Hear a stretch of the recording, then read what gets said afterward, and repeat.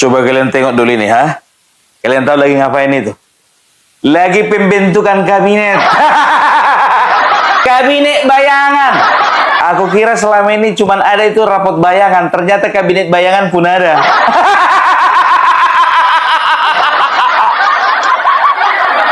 Kerjaan siapa? Kerjaan Ferry Amsari. Kabinet bayangan, ya. Itu semuanya katanya totalnya ada 15 menteri yang dibentuk oleh kabinet Ferry Amsari. Ku bilang sama kalian, sedangkan 48 sekarang menteri yang lagi nongkrong di istana, nggak bisa selesai masalah di negara ini. Apalagi cuma 15.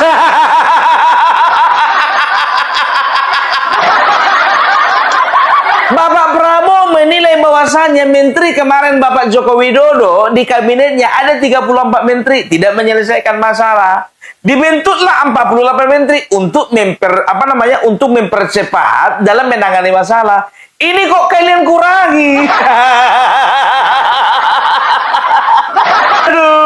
aduh, kurang kerjaan kalian itu atau kurang uang?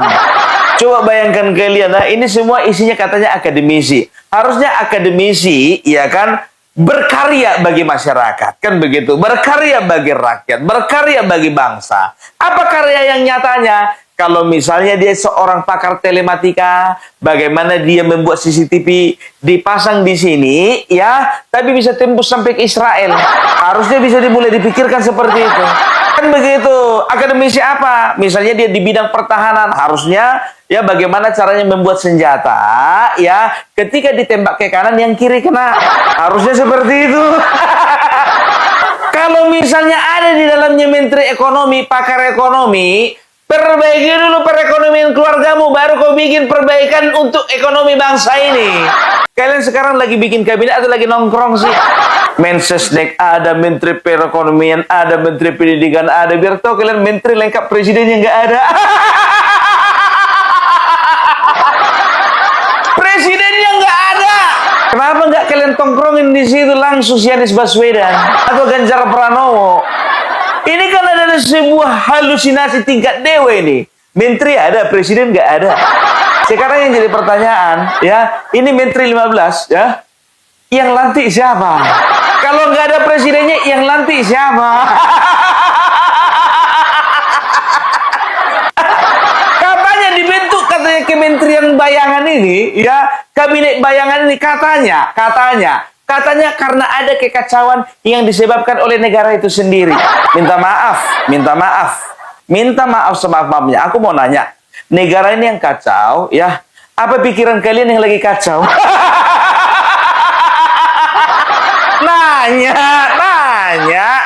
Ayo kita lihat dulu. Dalam tata kelola bernegara, kami ingin menghidupkannya di dalam sistem pemerintahan presidensial kita yang sedang karut-marut ini.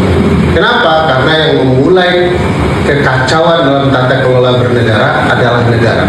Semua menteri punya basis pegangan terhadap konstitusi. Format ini bukan format baru sebenarnya dalam ketatanegaraan di dunia.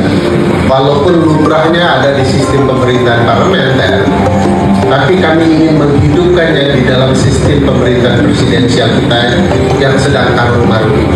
Kenapa? Karena yang memulai kekacauan dalam tata kelola bernegara adalah negara. Lalu kita pikir, kenapa tidak ada mekanisme yang sama? Seolah-olah kabinet parlementer sedang bekerja tapi demi tujuan baik.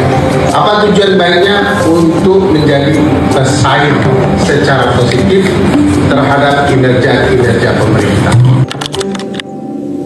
Lengkap pakai jas orang itu, Bah. Pakai jas orang itu, tinggal beli dasi aja orang itu, baru besoknya bisa langsung dilantik. Bisa langsung dilantik. Aduh, ada. Jadi tapi nggak apa-apa lah, nggak apa-apa. Karena Mas Gibran pun juga mengatakan, ya, bahwasanya, ya, ini adalah bagian daripada demokrasi. Itu tanggapannya Mas Gibran loh. Jadi beliau mengatakan, ya, bahwasanya kabinet bayangan ini nggak perlu dipersoalkan, ya kan? Karena memang nggak dianggap. Jadi beliau nggak mempersoalkan karena ini merupakan memang, ya, beliau mengakui, ya, ini adalah bagian dari partisipasi publik. Sekarang kita objektif dulu, kita belajar objektif. Memang betul, ya. Indonesia ini dalam keadaan tidak baik-baik saja secara 100%, ya. Secara 100%, ya. Emang ada negara yang baik-baik saja 100%? Nggak ada kan? Ya kan, contohnya permasalahan MBG, ya, setelah itu permasalahan Kopdes, ya, setelah itu ada permasalahan-permasalahan yang lainnya, permasalahan hukum, ya. Aku berbicara saat ini mewakili masyarakat, ya. Kita nggak pernah berpikir bahwasanya, ya, negara ini harus bisa menjawab semua persoalan rakyatnya, ya. Karena kita tahu negara, pemerintahan punya keterbatasan. Kita harus sadari itu. Tapi, ya, di dalam keterbatasannya itu, negara itu mempunyai usaha untuk memperbaiki pemerintahannya. MBG bagaimana, pun? Operasi Desa Merah Putih gimana? Itu Jaksa Jampitsus gimana? Kalau itu kan, ya, bisa dikatakan itulah penyakit yang lagi diderita oleh bangsa ini sekarang ini. Tapi kita bisa lihat bagaimana usaha pemerintah, ya, untuk memperbaikinya. Kita lihat aja dulu sekarang ini, ya. Contohnya, ya, kemarin BGN ditangani oleh Dadan Hindayana, ya kan begitu, korupsi dialihkan ke si Nani, kan begitu, Nani SD yang nggak kuat dia. Setelah itu ke siapa lagi? Sudaryono, ya. Siapa itu? Orangnya Bapak Prabowo. Apakah beliau sanggup? Kayaknya sih. Sebentar dulu Bung Parvila, walaupun memang ada, ya, komentar daripada netizen, ya, orangnya dia lagi. Ya itu kan hak prerogatif presiden. Yakin kalian kalau presidennya Mas Gibran Rakabuming Raka, kurasa kepala BG-nya Opung Parvela. Ya, udah jelas kalau sempat bermain-main, contohnya Opung Parvela, contohnya bermain dengan badan ini, bermain dengan pengusaha ini, bermain dengan perusahaan ini, bermain dengan pejabat ini, kelihatan. Opung Parvela lagi ada di kafe, Opung Parvela lagi ada di hotel. Makanya akan sebisa mungkin Opung Parvela akan menjaga diri supaya tidak melakukan hal-hal yang tidak diinginkan. Aduh, bercanda. Jadi Wakil Presiden Mas Gibran Rakabuming Raka ini angkat bicara, ya, terkait dengan pembentukan kabinet bayangan, ya, yang digagas oleh Koalisi Masyarakat Sipil Lintas Sektor. Wis, paten kali namanya. Nah, Gibran menegaskan bahwa dirinya tidak mempersoalkan setiap hasil survei, ya, maupun analisis yang disampaikan oleh lembaga-lembaga yang kredibel. Oleh karena itu, dia bakal menghormati setiap partisipasi publik dari kelompok masyarakat, ya, pengamat, awak media, termasuk terkait dengan pembentukan kabinet bayangan. Bebas-bebas saja. Di mana-mana nama bayangan itu kan hitam kan, gak pernah putih kan. Sedikit nama yang lain, masa kabinet bayangan? Kabinet tandingan bikin.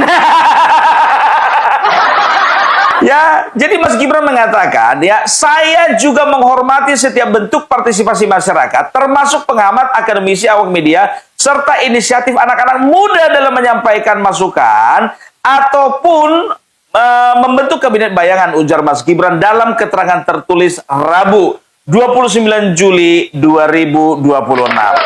Dia menambahkan bahwa dalam negara demokrasi yang sehat, setiap warga negara memiliki hak untuk menyampaikan pendapat, memberikan kritik, dan ikut mengawal jalannya pemerintahan. Dengan begitu, Gibran menyatakan bahwa masukan atau partisipasi masyarakat dapat menjadi bahan evaluasi selama pengawasan publik disampaikan secara objektif, berbasis data, dan berorientasi pada solusi. Masalahnya, susah ini Opung Parvela, ya, dinilai secara objektif. Karena apa? Ya, karena ada Feriam Sari di dalamnya.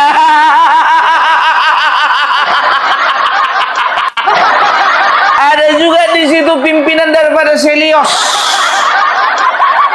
Iya kan? Jadi agak dipertanyakan juga orang-orang ini gitu loh. Kredibilitasnya orang-orang ini. Karena apa? Orang-orang itu juga, orang-orangnya juga gitu. Jadi bisa dikatakan orang ini pun juga dalam membentuk kabinet bayangan ini nggak objektif ini. Karena apa? Yang dipilih temannya juga. Karena apa? Paling kawan-kawan satu tongkrongan. Kan begitu, tapi nggak apa-apa lah. Kalau dia bikin kabinet bayangan, nanti kita bikin kabinet bayangan lainnya. Kalau bisa, kita bentuk 10 atau 20 kabinet bayangan. Sehingga kabinetnya itu kabinet berbayang-bayang. hak demokrasi. Kan begitu. Tapi lucunya biar tahu kalian, belum apa-apa. Ini belum apa-apa ya, belum apa-apa ya. Katanya kabinet bayangan ini udah menggalang dana. Menggalang dana, belum kerja udah cari dana. Piye? Ada aja, kita lihat ini. Ditambah dari sumber daya alam yang ada, sehingga harus pastikan bahwa amanah untuk membantu membayangi Menteri Luar Negeri itu bayangan. Perhatikan kalian, akan galang dana publik untuk eksekusi program yang luput dari pemerintah. Kalian mau galang dana, memang ingin mengeksekusi program yang luput dari pemerintah, atau mau bayar gaji? Ada-ada aja kerja kalian ini. Jadi memang udahlah, Ferry Amsari, ya agak tenang kau dulu sedikit. Jadi gue bilang sama kalian, kalau misalnya Mas Gibran saat ini belusukan, dibilang katanya, ya itu adalah persiapan ya kampanye terselubung menjelang 2029, kan begitu. Kalau PSI bersama Bapak Joko Widodo kunjungan ke sana sini mulai dari sekarang, itu dikatakan apa? Curi star, kan begitu. Nah, kabinet bayangan ini gimana? Ini lebih parah daripada curi start. Bapak Prabowo minta tolong dulu, Bapak Prabowo Ferry Amsari ini dikasih kedudukan dulu. Karena aku tengok juga kayak kemarin itu kayak orang-orang yang kritis terhadap pemerintahan Bapak Prabowo, begitu dikasih kedudukan, yang tadinya ada masa untuk demo tiba-tiba nggak demo. Yang harusnya demo, contohnya untuk memikirkan daripada anggota-anggotanya, nggak demo. Yang satu jadi menteri ini, yang satu jadi penasihat ini. Tenang, sunyi senyap. Tolong dulu dikasih dulu Bapak, paling nggak 3 dari orang ini gitu loh.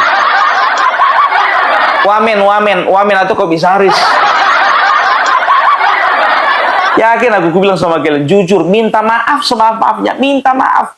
Aku nggak yakin orang ini, aku nggak yakin orang ini, ya akan berbuat seperti ini. Kalau mereka duduk di dalam pemerintahan, nggak ada. Lihat kalian Mahfud MD.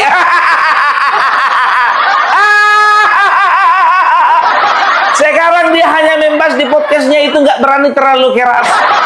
Karena dia ada posisi menjadi anggota Komite Percepatan Reformasi Kepolisian.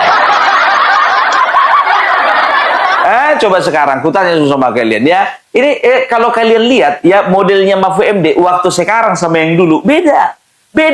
Kalau misalnya sekarang ya kalian lihatlah, coba dalam menanggapi masalah kejaksaan, dalam menanggapi masalah kepolisian, dalam menanggapi masalah penanganan kasus-kasus yang ada di Indonesia ini, kan begitu. Terkesan lebih soft gitu loh ya, nggak terlalu garang gitu loh. Dan kayaknya sih kalau ku bilang ya dia harus menjaga ritmenya juga. Karena apa? Dia nggak mau dibilang orang nanti, kau daripada gara-gara dapat kursi, kau dapat jabatan, kau nggak bersuara lagi. Makanya dia tetap bersuara, tapi agak lembut. Padahal dia cuma bilang, saya juga curiga sih.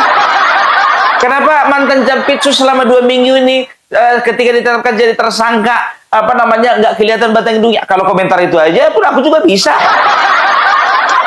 Coba komentar dulu waktu ada masalah kasus Sambo. Ini begini, ini begono. Ono began begini, aneh begini. Gitu. Sampai tadi pagi aku bikin biar tahu kalian ya. Opung Parbelang mendapatkan informasi ini dan itu, kurangkum dulu sebanyak-banyaknya, selengkap-lengkapnya. Itu ku sampaikan biar tahu kalian ya. Karena apa? Aku perhatikan memang udah agak lain ini, ku tengok penegakan hukum ini.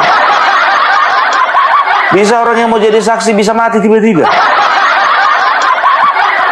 Tapi kita kembali dulu ke masalah ini ya. Kita bukan mau bahas emas 74 kg. Kita mau bahas dulu masalah siapa ini. Siapa namanya Ferry Amsari ini, kan begitu ya. Dan kalian tahu ya, jadi begini, kalau aku bilang sih sebetulnya ya sah-sah saja kalian itu mengeluarkan pendapat, kan begitu. Nah, sekarang apakah kabinet bayangan itu betul-betul terdiri dari orang yang memang ahli di bidangnya? Itu yang pertama. Apakah bisa dijamin orang-orang di dalam kabinet bayangan itu, ya, itu bukan karena unsur kedekatan?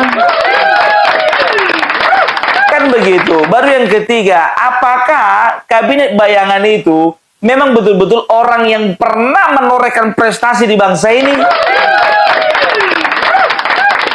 Di bidang ilmu pengetahuan contohnya, ada seorang anak muda, katakanlah dulu ini semuanya anak muda, nggak apa-apa, ya kan?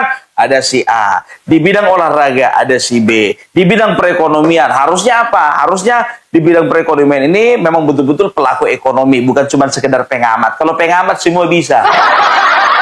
Setelah itu apalagi bidang pertahanan keamanan, ya, dia harus punya pengetahuan dan juga ya katakanlah nggak punya pengalaman karena masih muda semua ini kan.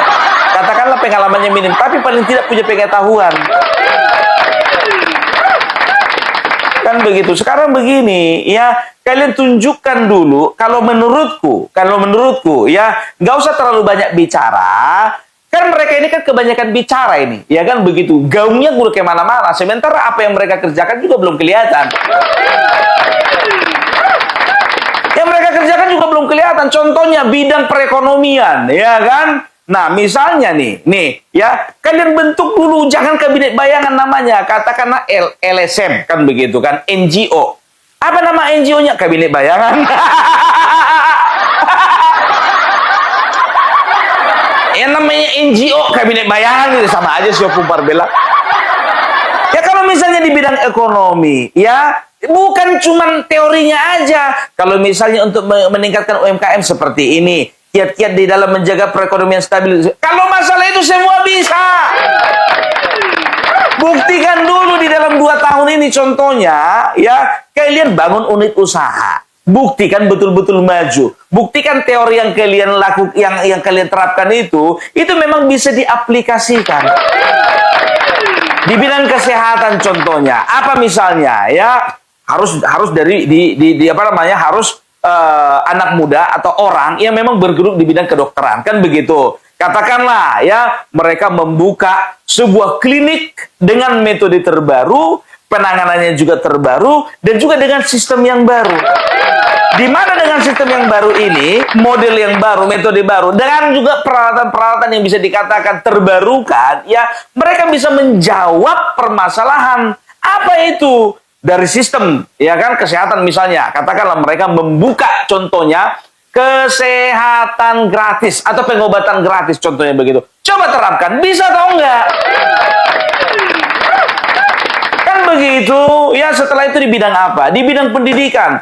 Coba siapa di Indonesia ini yang merupakan tokoh, ya kan, yang merupakan figur yang memang betul-betul concern di bidang pendidikan. Misalnya katakanlah pengusaha, ya kan, nggak perlu sebutkan nama. Pengusaha lembaga pendidikan yang terbanyak di Indonesia. Ya, ajak itu contohnya. Ya, sistem pendidikan, ya, dengan sistem yang baru, metode yang baru, bagaimana cara-cara anak-anak ini bisa mendapatkan pendidikan sama standarnya seperti negara-negara maju lainnya. Kan begitu, ya kan? Pendidikan gratis apa segala macam. Buktikan dulu. Supaya apa? Supaya masyarakat bisa tahu kalian bukan cuma ngomong doang. Ini kabinet bayangan, tas siapa yang melantik kalian? Ada-ada aja. Dan tahu kalian, orang kalau misalnya rapat, ya kan, rapat kabinet, itu kan biasanya di istana, kan begitu. Orang ini di toko buku. Di toko buku. Pantasan mau galang dana. Untuk cari tempat aja pun di toko buku. Yang lebih makar, ya. Pertama, tidak ada upaya kami untuk menyerang fisik presiden. Kalau mengubah struktur pemerintahan, kementerian, kami tidak dalam rangka mengubah, kami membayangi saja. Sebentar dulu, toko buku itu nggak ada pembelinya ya?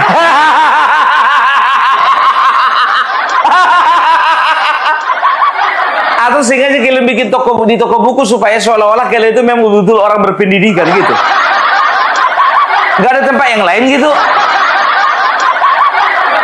Aneh. Tapi ya itulah dia yang dibilang itu sah-sah saja. Karena apa?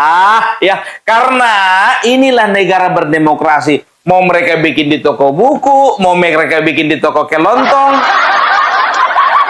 mau mereka bikin di kebun binatang, mau mereka bikin di kapal pesiar. Yang penting ada visi misi. Iya. Di dalam pemerintahan itu nggak sesimpel apa yang kalian pikirkan. It's not as simple as you think. Emang cuma masalah cuma masalah ngumpul-ngumpul doang. Pendapat ini, opini ini, ide ini, enggak.